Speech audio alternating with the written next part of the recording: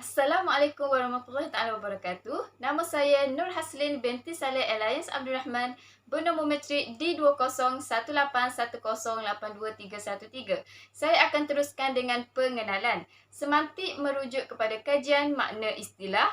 Perkataan berasal daripada Greek, bermaksud erti yang penting. Perbezaan semantik dengan sintaksis. Semantik merujuk kepada makna perkataan, manakala sintaksis merujuk kepada struktur. Menurut Abdullah Hassan, menyatakan semantik ialah merujuk kepada kajian makna.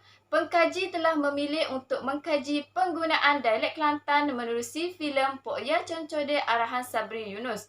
Masyarakat Kelantan bertutur menggunakan bahasa Melayu Kelantan, logat Kelantan dari bahasa Melayu yang berbeza mengikut faktor kawasan.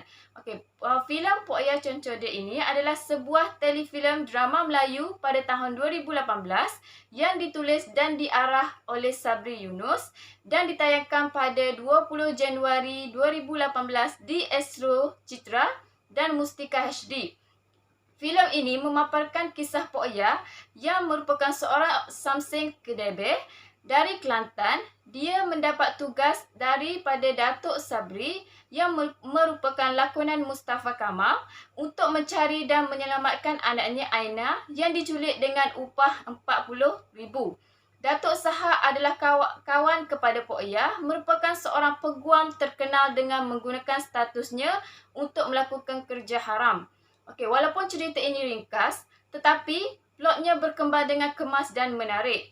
Watak Pok Ya ditayangkan dengan penuh karisma dan karisma oleh sendirinya.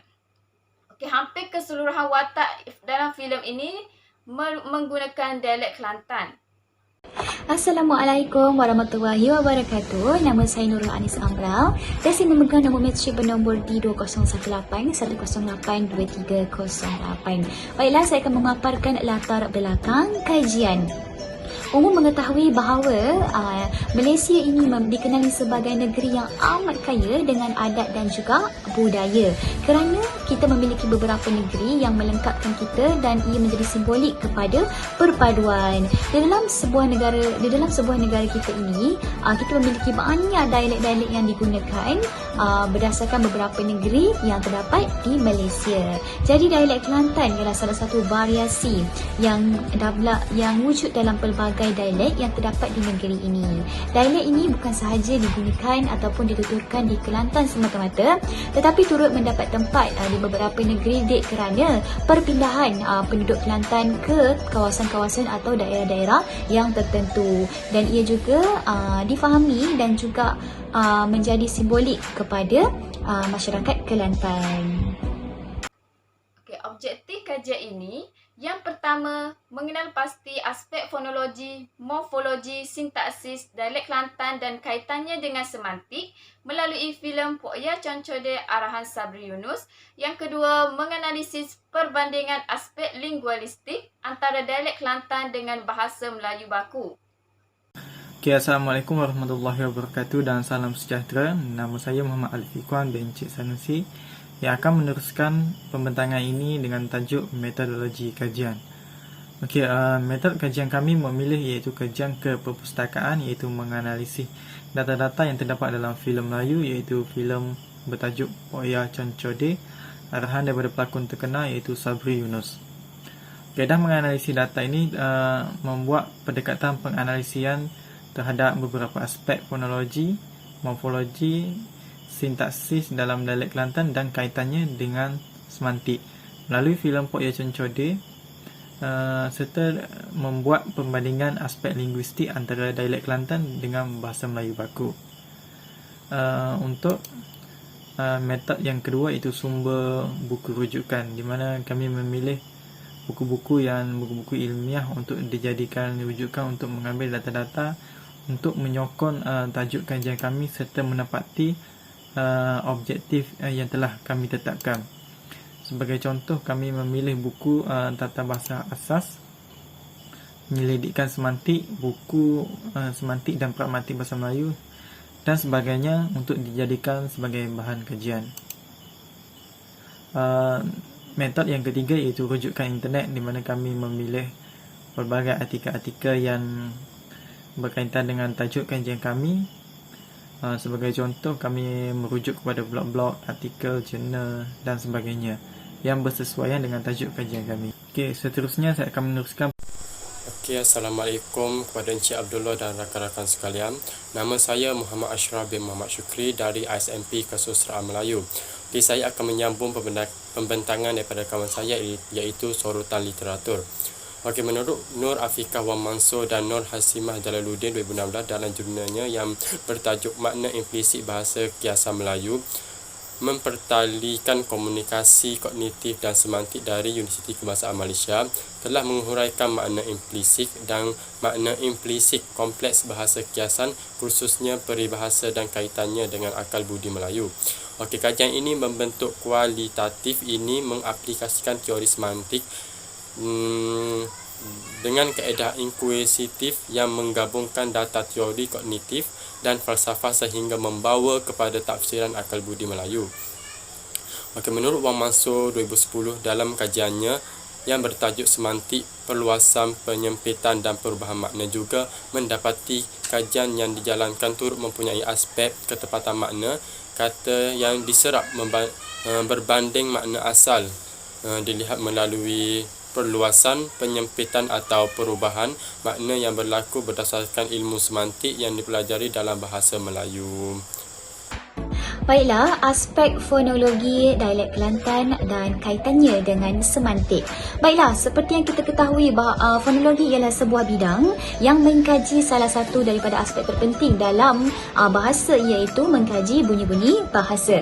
Fonologi ialah sebuah bidang yang membolehkan kita mempelajari perbezaan dan perkembangan sesebuah bunyi bahasa yang berlainan, dan melalui kajian ini juga pengkaji dapat menjelaskan bagaimanakah bunyi bahasa itu akan dapat membentuk beberapa perbezaan melalui dialek-dialek yang terdapat di negeri, khususnya dialek negeri Kelantan. Baiklah, melalui aspek fonologi dalam bidang semantik ini dapat saya terangkan melalui ketaksaan makna yang pertamanya, iaitu ketaksamaan makna ini bermaksud terjadi melalui beberapa jenis kekaburan rujukan, ketidakpastian makna, kurang ketetapan makna dan pertentangan pada penentuan makna tersebut. Jadi kesemua kekaburan ataupun ketidakpastian ini akan berlaku melalui beberapa situasi. Sebagai contohnya, saya kemukakan contoh kawasan A dan juga kawasan B. Kawasan A dan kawasan B menggunakan perkataan hutan yang sama tetapi membawa maksud yang berbeza, di mana kawasan A mungkin menganggap belukar yang berada di kawasan mereka itu sebagai hutan, tetapi kawasan B menganggap hutan itu sebagai tempat yang luas, mempunyai banyak pokok, mempunyai banyak binatang dan juga tempat yang semak. Tetapi tetapi penggunaan perkataan ini tetap sama, iaitu hutan, tetapi membawa makna yang berbeza. Di sinilah kita dapat lihat kekaburan makna akan berlaku sekiranya kita tidak mengetahui bagaimanakah penggunaan sesebuah perkataan itu di sebuah kawasan tersebut. Sekiranya komunikasi ini tidak sampai, maka ia akan berlaku ketidakjelasan makna dalam komunikasi tersebut.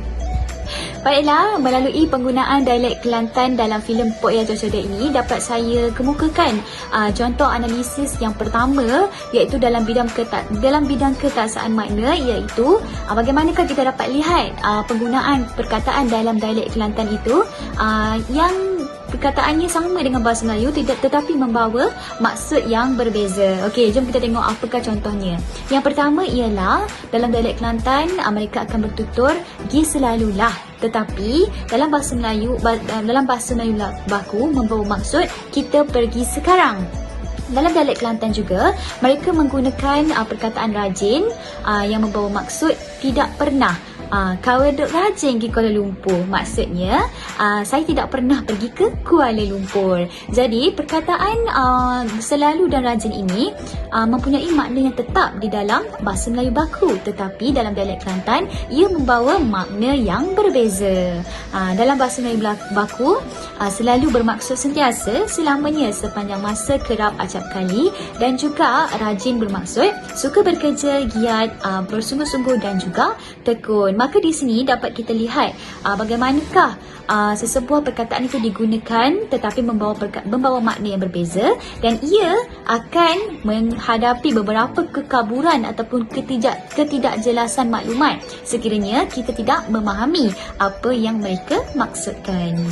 Seterusnya ialah perbandingan penggunaan fonem vokal dalam dialek Kelantan dan juga bahasa Melayu baku. Seperti yang kita ketahui, sekiranya dialek-dialek itu memiliki perkataan ataupun sebutan yang berbeza, maka mereka akan mengeluarkan bunyi bahasa yang tidak sama dengan penggunaan bahasa Melayu baku.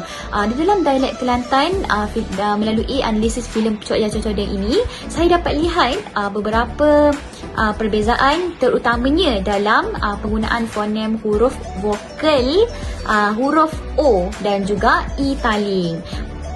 Baiklah, dalam bidang fonologi sendiri sudah kita ketahui bahawa vokal O itu dikenali sebagai vokal belakang separuh tinggi dan juga vokal depan separuh tinggi iaitu dikenali sebagai I taling. Dalam dialek Kelantan melalui filem Pok Ya Cocodeng ini dapat saya analisiskan mereka memang menggunakan vokal O dan juga vokal I taling sebagai bagaimanakah bunyi bahasa itu dapat dilihat perbezaannya dengan bahasa Melayu baku. Seperti yang kita dapat lihat melalui contoh di atas, melalui vokal O, mereka banyak menggunakan di beberapa perkataan seperti perkataan suara tetapi dituturkan sebagai soro, belaka dituturkan sebagai belako, jumpa dituturkan sebagai jumpa. Jadi dialek mereka ini ataupun penggunaan yang mereka gunakan, bunyi bahasa yang mereka gunakan ini dapat kita lihat perbezaannya dengan penggunaan bunyi bahasa dalam bahasa Melayu baku.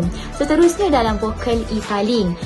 Jadi kita dapat lihat melalui contoh di atas seperti perkataan dalam digunakan sebagai dale, kawan digunakan sebagai kawe, makan digunakan sebagai make, faham digunakan sebagai pehe. Jadi melalui perkataan-perkataan ini seperti tok se, jange, abe, ore ini menunjukkan bagaimanakah perbezaannya dengan bahasa Melayu baku, dalam penggunaan bahasa Melayu baku dengan dialek Kelantan.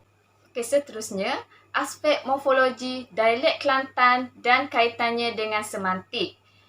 Okay, menurut Nik Safiah Karim, menjelaskan bahawa morfologi ialah bidang ilmu bahasa yang mengkaji perkataan dari segi struktur, bentuk dan pergolongan kata.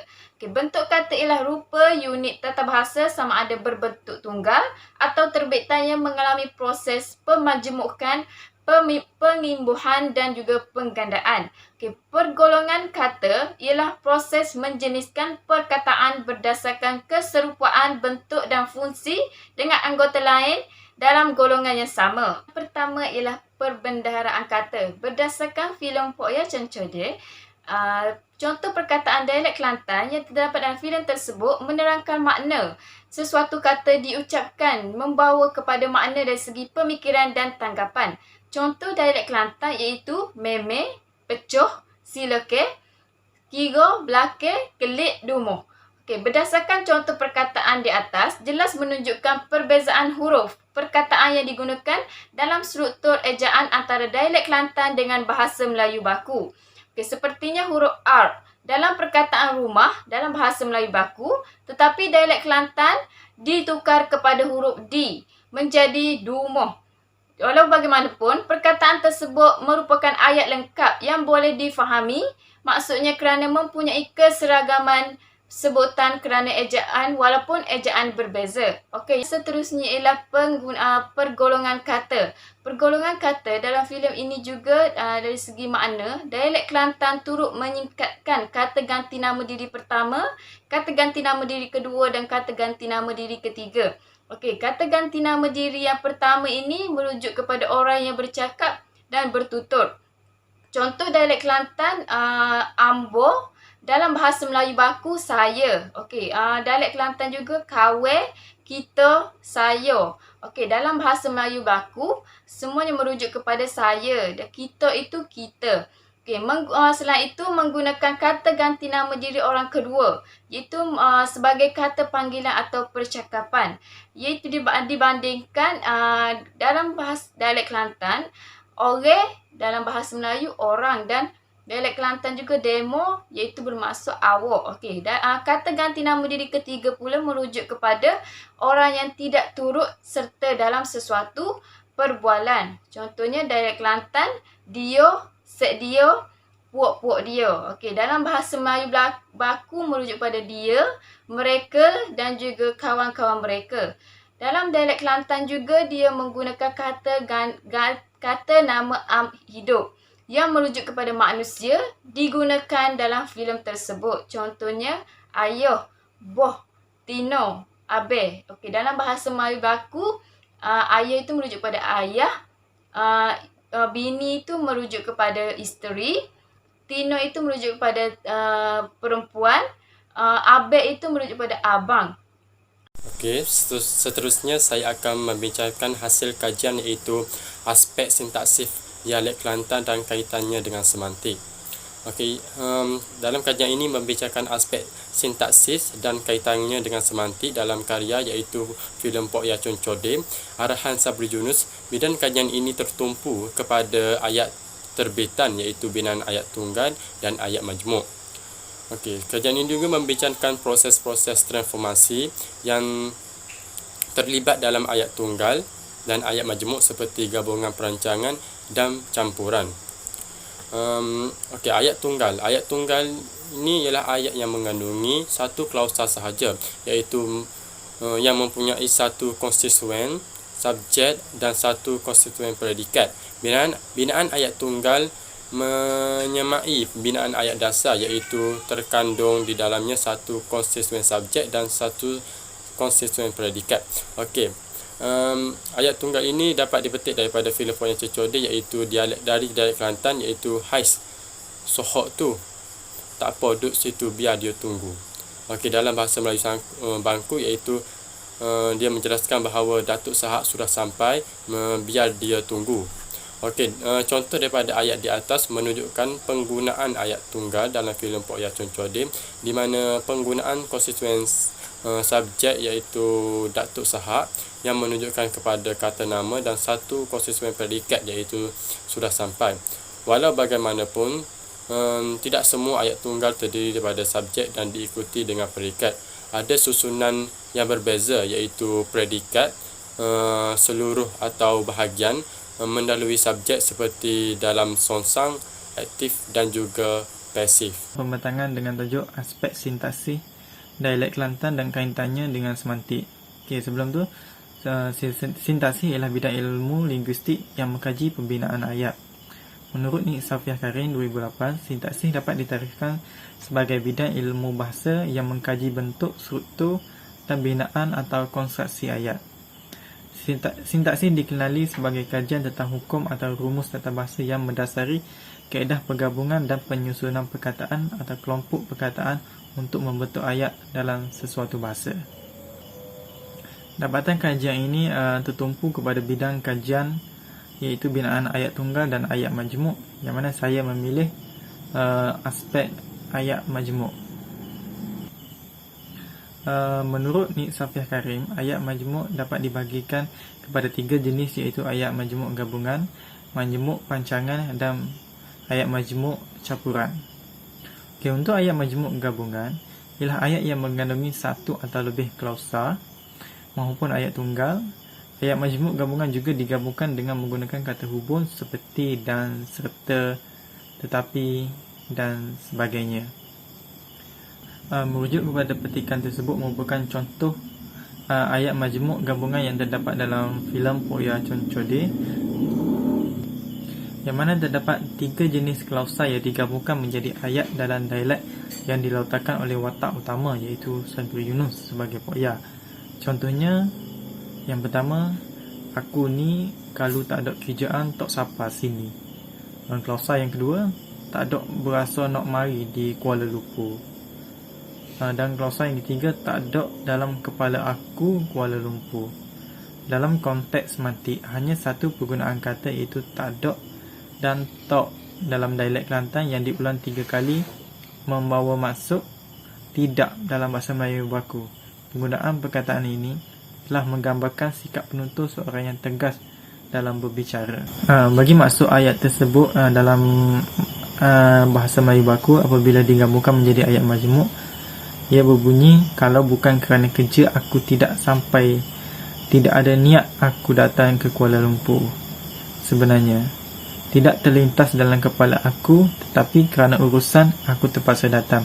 Okey, merujuk kepada maksud ayat ini dalam bahasa Melayu baku, dia menggunakan kata hubung tetapi untuk menggabungkan ketiga-tiga klausa tersebut menjadi ayat majmuk gabungan. Okey, seterusnya saya akan teruskan kepada ayat majmuk pancangan. Ayat majmuk pancangan ni dia mempunyai 3 jenis, iaitu pancangan relatif, pancangan komplement dan pancangan keterangan. Ayat majmuk pancangan relatif bermaksud ayat yang terdiri daripada satu klausa bebas atau ayat utama dan satu atau lebih klausa terikat atau ayat kecil. Ayat kecil dipancangkan ke dalam subjek ayat utama atau predikat ayat utama untuk menggunakan kata hubung. Sebagai contoh dalam ayat tersebut, iaitu ayat 1b telah dipancangkan kepada subjek ayat utama dan dijadikan ayat kecil dengan menggugurkan rangkaian kata budak itu dan menggunakan kata hubung yan. Perkataan budak ini membawa maksud seorang budak yang kena culik. Perkataan budak ini juga merujuk kepada kata ganti nama diri. Okey, kita tengok pada petikan tersebut pada ayat 1 dalam bahasa Melayu baku. Budak yang kena culik itu ialah anak Datuk Sahak, di mana dia menggunakan kata hubung yang untuk menggabungkan kedua-dua ayat tersebut, yang mana ayat 1b telah dipancangkan. Seterusnya ayat majmuk komplement. Ayat majmuk komplement ialah ayat utama yang dipancangkan dengan ayat kecil yang seterusnya menjadi komplement kepada ayat utama. Sebagai contoh yang terdapat dalam petikan, ayat kecil yang ditaip tebal dalam contoh di atas merupakan objek kata kerja transitif. Selain itu, subjek yang boleh diterangkan sebagai ayat kecil dan menjadi komplement ayat utama. Perkataan gi ataupun dalam bahasa Melayu baku bermaksud bertolak menjadi peranam kepada unsur ayat kecil, di mana perkataan ini bertindak memudahkan lagi maksud ayat untuk difahami dengan jelas. Okey, yang ketiga ayat majmuk pancangan keterangan yang bermaksud ayat majmuk yang terdiri daripada satu ayat utama dan satu atau lebih ayat kecil yang bertugas sebagai keterangan kepada predikat. Sebagai contoh ayat dalam petikan di atas yang menerangkan tentang ayat majmuk keterangan sebab. Hal ini kerana hadirnya perkataan kerana dalam ayat jelas menunjukkan ia adalah ayat keterangan. Penggunaan kata kerja juga hadir dalam ayat induk, iaitu tok mari, yang bawa maksud dalam bahasa Melayu baku tidak datang. Melontarkan kata tidak datang jelas dapat menzahirkan sesuatu perasaan sedih, seperti sedih, terkejut, marah, terkilan atau mengejek dan sebagainya. Okey, kita apabila merujuk kepada petikan tersebut, kita melihat pada binaan ayat majmuk keterangan di mana ia terdiri daripada ayat induk, iaitu Datuk Sahak tak mari jumpa.